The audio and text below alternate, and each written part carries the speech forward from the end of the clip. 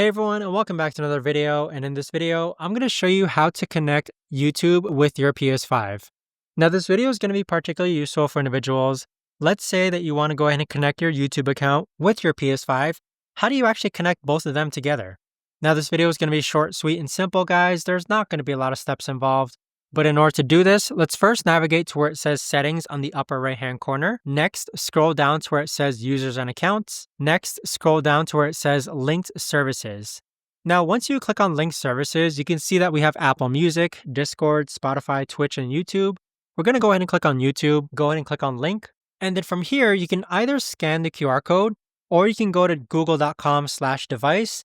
But no matter which one you choose, after you enter that new web page, you want to go ahead and type this code in. But there you have it, guys. That right there is the best and easiest way that I know of to actually go ahead and connect your YouTube account with your PS5.